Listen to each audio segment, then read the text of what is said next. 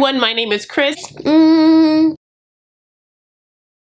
Hi everyone, my name is Chris and welcome to my channel, and I will be recapping the latest episode of 90 Day Fiancé.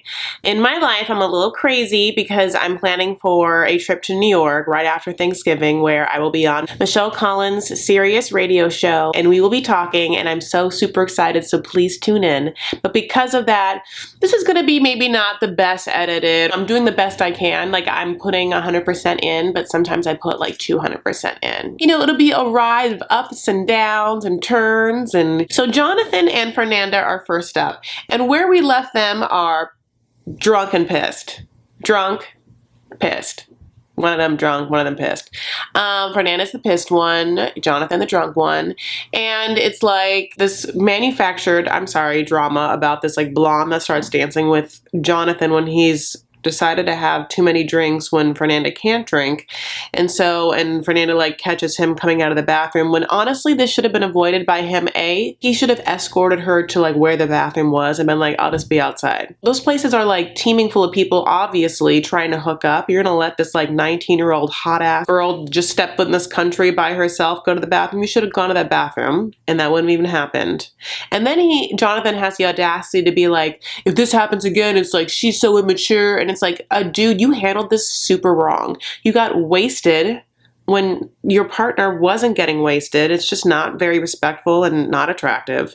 And then like you hired this blonde actress to portray you as a douche so that you guys can be the sexy couple on this show. So that's what's happening, and I know it and you know it, and that's why I just like, why do I want to talk about it? It just feels dumb. You know, she forgives him because he's the only person that she has, you know, and then they have this scene, honey, where they work out together.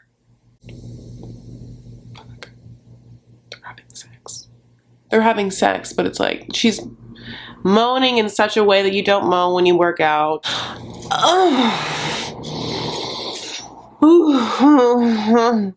That's not the way you work out. Like it's actually uglier than sex noises, but I don't buy it. And it's like they just wanted to portray themselves as like hot, fit couple that's like super, super sexual and like to be envied, to be aspirationally seen. Follow them on Instagram, you know, like it just feels a little bit like that.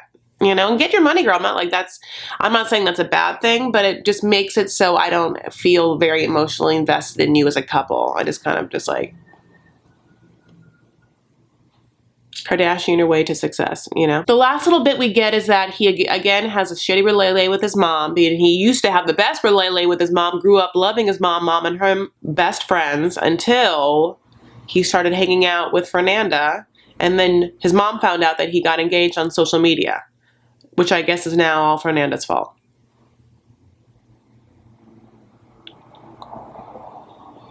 Are you guys into this couple? Obviously I'm not. I'm not. He's a douche. I feel bad for her. She has good makeup. I don't know what to say about them. They're fake. I hope the mom's entertaining. Or bring back Danny and I want to know more about their love triangle. Like do something, but like these scenes with just them. You don't have like a show with two hot dumb leads. It's not fun. So the next couple is Olga and Steven.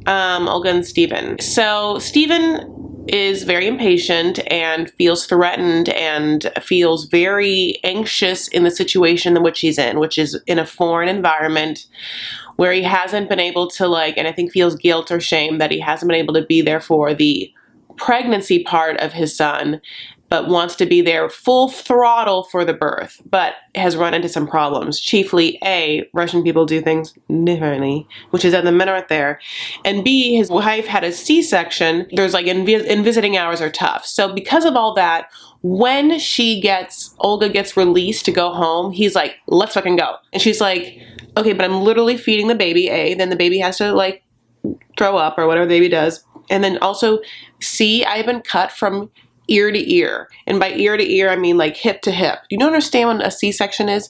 That's what a C-section is. I've literally had surgery where I've been cut into. So there's no like hurry up, chop, chop. There's no like Mary Poppins, you know what I'm saying? Like there's like, you can think about me getting up in 20 minutes. And we'll see what happens at that juncture. And also maybe she's kind of like, where are we going home to? I don't know. Is the hospital like free diapers and stuff like that? Maybe. I mean, I don't know. I get that, like, she has no one. I just, like, want to know more about her story. Like, there's no, like, outside family members. There's no friends. She seems like such a sweet girl, and I feel like, as a female energy, I feel like she would have made some friends, like, in the orphanage or something. I just want to know if, like, she has any, like, channels of support other than Steven. Because Steven, and I'm not, like, he's actually doing, I think, the best. I mean, he's doing, I think, the best that one could think someone from his background could do, you know? Like, I don't know if he's like soup's clean and has been raised to know soup's clean, you know, like no shoes in the bed and stuff like that. Like, there's just ways that people have been raised, and I don't know the way that he's been raised, and I fathom that it's different than Olga's, you know what I'm saying? And so he now is just feeling emasculated by her telling him what to do, even though she's right. And you have to wash your hands, and you can't just like touch your dirty shoes and touch a baby. Okay, whooping cough and whatnot. But it's like, he doesn't know any of that. He's never even been around babies. He's like Asuelu, except Asuelu at least has coconuts. This man has whatever, surfing in San Diego. I don't even know what he has. Okay, honey. But when the baby is here, I'm also like, one other thing that happens I think is interesting is the Russian doctor is like, what an eagle, what a big boy. What an eagle. Oh, I just liked it. And he is. And I found out, hey Suri, how many pounds is 4 kilos? 8.82 pounds. Okay, why I bring that up? Because they say that the baby's 4 kilos or whatever, and then Steven asks Olga how many pounds is in 4 kilometers, and Olga again has to be like, you're so dumb. I'm so tired, I can't even do math anyway. If I can't fix you, I can't even think about it though anyway. Where's Suri? Ask Suri. 8.82 pounds is almost a 9-pound baby. She's a small girl. I see why it's a C-section. That head was probably big. Whew. Also, that Russian doctor, like when like Olga and Steven are both crying, he's like, huh, the man is also crying? You know, the Russians. Love them. Okay, so this was a very Colt and Larissa heavy episode, honey. And it started off with trying to buy a car. You know, like we've seen their struggles. She didn't get the flowers she wanted. She didn't get the sofa she needed. And now we get down to a car, because they've been sharing one car for 2 people, and now there's 3 people. Even that one car didn't have AC. And Larissa can basically do nothing, you know, except not volunteer, which is what they all don't do. Colt's like, Larissa thinks I can just buy a car for like $500. And I want to be like, no, I'm pretty sure she wants you to spend like above 20. If she just wanted you to buy a car for $500, like, you would have. You'd be so happy. Because they're in the car and they have a conversation where she says, but if I marry you, I have 70% of the decision. And he's like, but I make 100% of the money. How does that work? And she's like, oh, because I will marry you.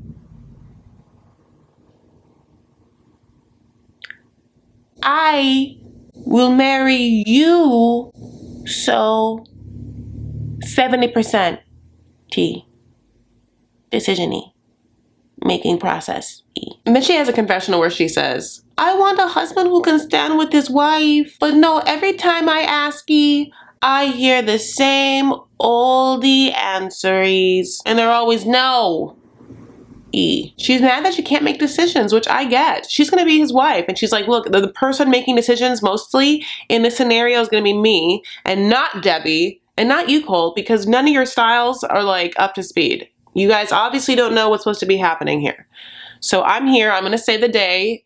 Here I am, Super Larissa. Super Larissa. Let's get things going. But they go to this place, and they keep going to places where you have like a poor salesperson, where every time that any of these people go to like a customer service situation, you feel so bad for this person. So yeah, the car dealer, Jason, who like looks like he is like nary shy of like 14, honey, has the pleasure of this walking into his store.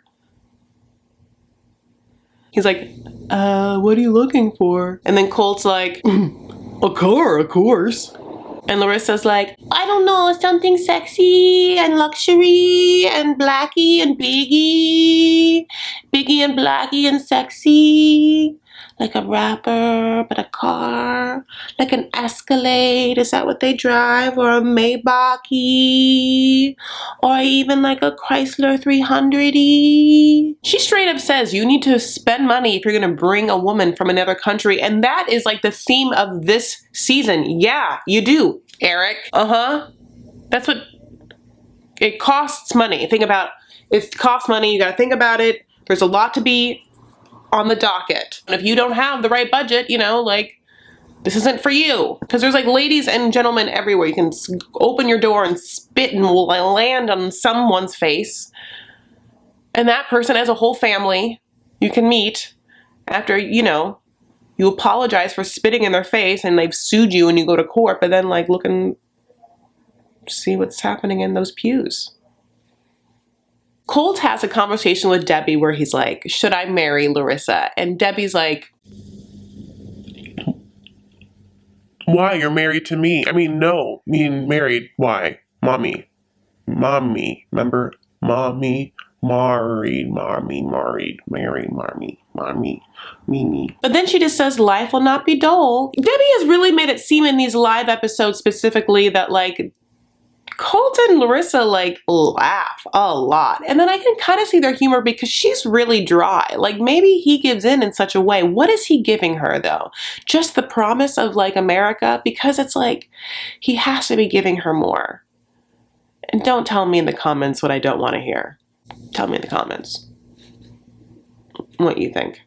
But yeah, you know, Debbie just like then gets hold of the ring. He like gives it to her for safekeeping like Gollum. And share a bank account, honey. She controls the ring. I mean, you know, like she wipes his butt in the morning, right? Just to make sure he got everything. They haven't bought the car. They haven't gotten the sofa. There was no flowers. She's afraid of heights. And he decides to take her to the stratosphere, which is very tall and in Vegas. Not one of the best places in Vegas, but the tallest one with the heights overlooking all of Vegas, where you can see his house, which is not even near the strip, okay? And she's like, this whole time, like, I hate this. I can't even look down. I can't even order anything. I'm literally sick. But then they walk around, and then he decides, is he going to propose? And he proposes and gives her a ring, and the ring is good. And the ring is good. That ring is good, is what I'm saying. He's like, you know, I got you a present. And she's like, what? No, what? For me? Hey, you bought something intended for me? Not Debbie, right? Me? Are you sure? But she loves the ring. You know, she does. I think that she was happy. Then the best scene ever where they go home and they go to Debbie's door, and like that previous conversation, there is no sock on the door. So Debbie is without man like she normally is, honey. Normally. There's a scrunchie and a sock on a door, and that means double trouble. But they go in, wake her up, Debbie Debs, and she gets shown the ring that she already saw because she was just rubbed in her face, you know? And the weird thing is Larissa didn't want to do it. Colt wanted to do it. Larissa would have been like, oh, I don't need to wake up your mom right now. Like, can we have one moment without your mom? Can we just like, I don't know, stay a night in this dumbass stratosphere? Just so I could have one night not in the same like 50 yards as your mom?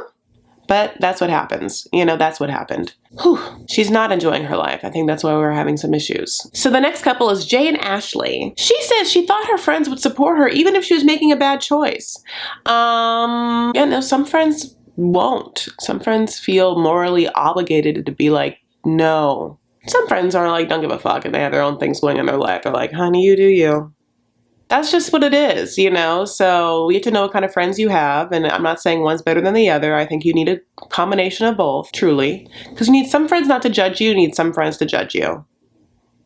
Get in these comments and tell me I'm wrong. But you know what I'm saying? You need someone to be like, reality check, no.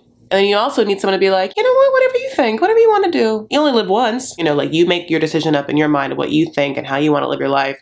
And if you believe in a higher power and he's going to judge you, then let that happen at some point, you know?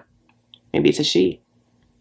Maybe it's Judge Judy. Just prepare for it all. So they go to like some weird farmer's market / market where there's like also trinkets, but it's indoors. And he's very excited about buying pickles. Pickles is like a fancy schmancy thing in the Caribbean, in Jamaica. So they get pickles. And, but you know, one thing Jay is not into at this grocery store is how many looks he's getting. You know what I'm saying? Like his basket is empty, but the looks he's getting is filling up the whole store. Just from like white people judging and being like, who's he and why is he here? And is he, I don't know, probably like, who's that girl he's with? And does the security person know that he's here? And is he stealing? You know, he probably has gotten like a lot of stink eyes. And so he feels shitty about it, which I get. And then like, Ashley's just like,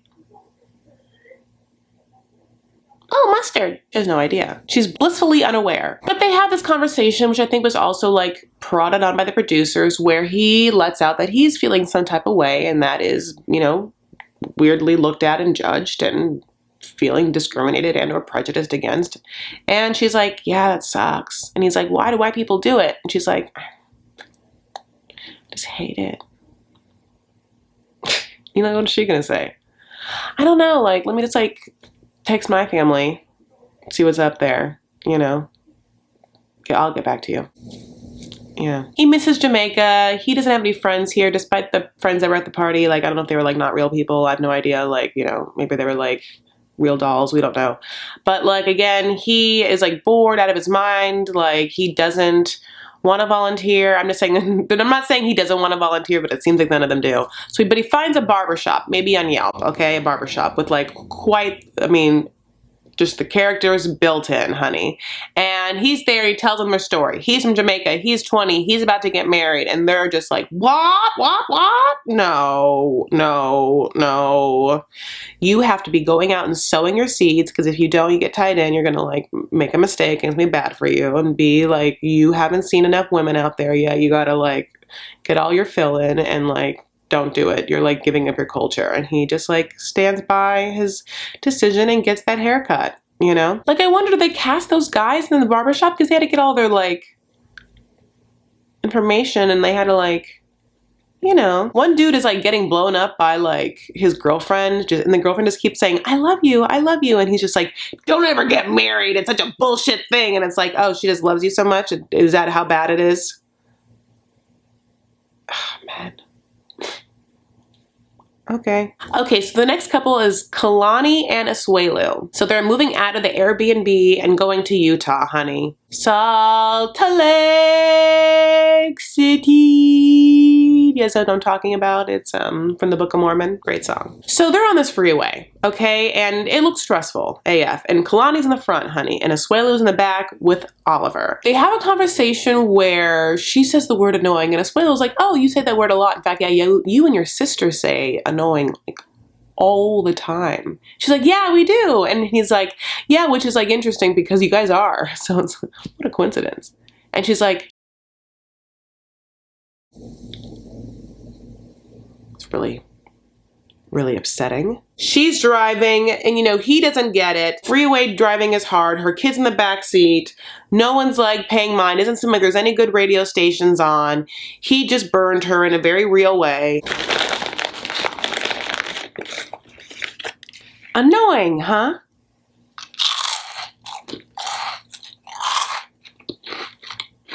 Now it's a great point, but Oliver sees what's coming from a mile away, honey, starts crying. And I get like flashbacks to my parents' divorce. Baby starts crying, and then suddenly it's like, look what you made him do because of your stupid remark. You know, as a baby, I heard the annoying remark was like, Dad. I mean, I have no idea, but it's getting very upset in this car. He's eating these things. Baby's crying. Asuelu doesn't know what to do. She's like, it sounds like he's hurt. Why is he hurt? What did you do to him? What are you doing? And so literally, Asuelu like freaks out. Takes Oliver out of the seat just to hold him. You know what I'm saying? Just to like make people stop yelling at him on this freeway. Well, honey, that was not the thing to do. But he is used to coconuts. Okay, that's what he knows, coconuts. And you can drive with coconuts on your lap, okay? Honey, she goes into a Cheeto rage, which I get because she's a mom and it's illegal and I get it, but she's just like, you can't take a baby out of a seat! Pulls pulls over the car, hands covered in Cheeto dust. She's like crying, like, what the fuck happened? Give me my baby. Just gets the baby in the front seat, pats him down, barely wipes her hands. I did more wiping my hands than she did. Then she says, you know, baby, I'm so sorry I cussed at you, but Asuelu's having none of it. He puts his like fingers in his ears. He's just like, I'm not hearing anything. You know, he's such a high voice. She's like, can you put your seatbelt on? He's just like, they're just exhausted and annoyed. They stop off. They spend the night somewhere. Asuelu's not talking the next day. They're getting gas. They're almost to Utah. Then she's like, oh, I think that's my brother's truck. And he's like, truck? And he gets excited about that. It's the first word he said. And then Sway Cuckoo looks at this house. Honey, and this house is nice. It's like a brick, beautiful home. And, you know, he loses his mind again because he has never seen a house like that. Like, already now a new house that's better than the other house. Better than any house he's ever seen or ever been in. He's like, there's plants outside. There are beautiful flowers outside, you know? He's so sweet. Then we meet her brother who like barrels down these steps, honey, like Jonah Hill, Seth Rogen, like stoned out of his mind, then says that he has something from his stash for Asuelu, and then brings out a plastic condom.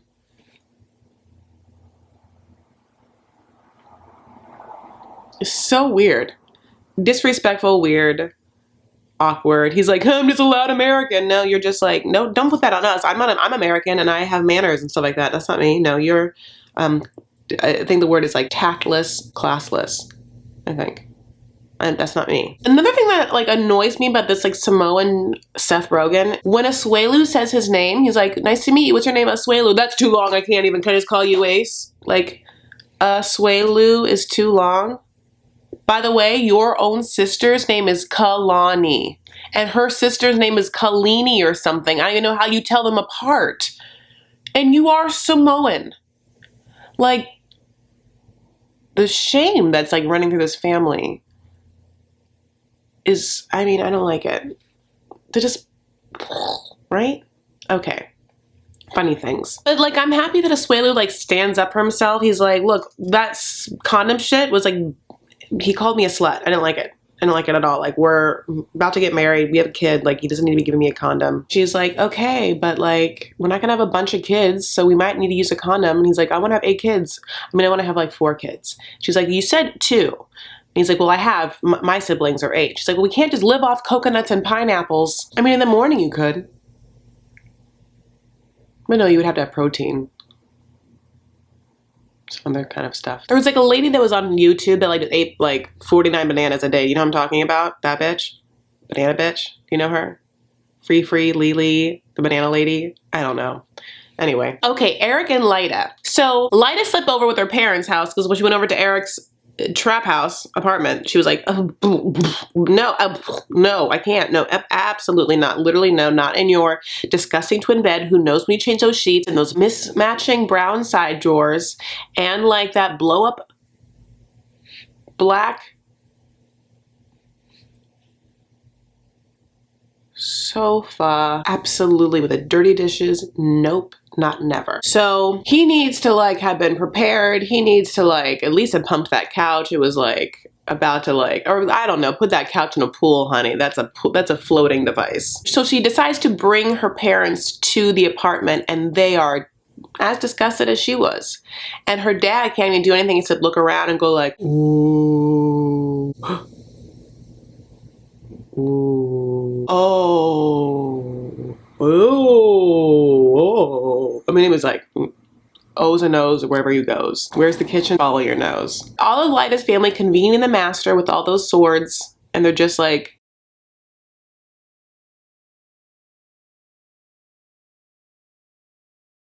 no, no, no, no, no. What? What?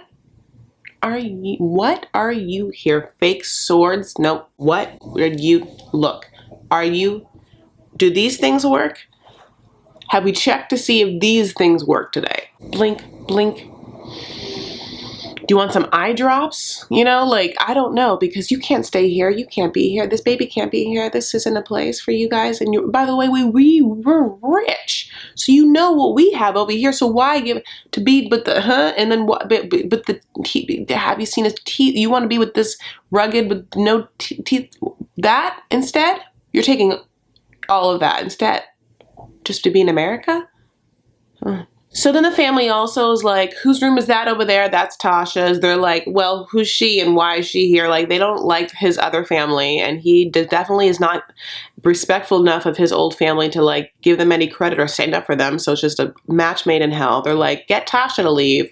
And he's like, well, if Tasha leaves, like, yeah, that could be, maybe that's how it works until I can buy a house. You can never buy a house. Leida's dad like offers to give them new rent for like a new place, and he won't take it because he's too much of a man or whatever, but at the same time he's gonna kick out of his flesh and blood. So I just hate this whole situation, and I think everyone is dumb, and I think at the end she's trying to do this to get away from her family, you know, that's why she has the tats. I don't feel like Rich Denise's family probably liked when she got all those tats. Like her mom was like, yay, tats, you know, at Thanksgiving when they found out. And that's my take on them. Yeah, they offer him wealth. He says no. But he could use the money because he's literally like drank his teeth away. I have no idea. Okay, that is it, y'all. Thank you so much for watching. If you haven't yet, like literally half the people that watch these videos aren't subscribers. Please subscribe to me. Why? Please? Please? Please subscribe to me. I could totally use your likes, shares, subscribes, and comments. And if you haven't yet, please follow me on Instagram and Twitter at Chris L. Farah. The L is for LaGuardia, which is where I'm not flying into. I'm actually flying into JFK. Oh, my dad's calling me. Hey, give me 1 second. I'm finishing up my video, okay? Can I ask you this one question? What? The Arab comedian that you're going to see in New York, what's his name? Well, I'm not seeing an Arab. What Arab comedian am I seeing in New York? You guys got the show that your manager is producing. Oh, Hassan Minhaj. He's Indian. Oh, Hassan Minhaj? Yeah, it's on Netflix. Yeah, India. Yeah. Okay, that's it. Okay. So. Anyway, thank you so much for watching. Please follow me on Instagram and Twitter at Chris L. Farah. The L is for luxurious getaway. Anyway, thank you so much for watching. I will see you next week, and bye. Oh yeah, I forgot to say, be good to each other, be good to yourselves, stand up for what you believe, and make art. I'm gonna go, honey, fluffing that hair.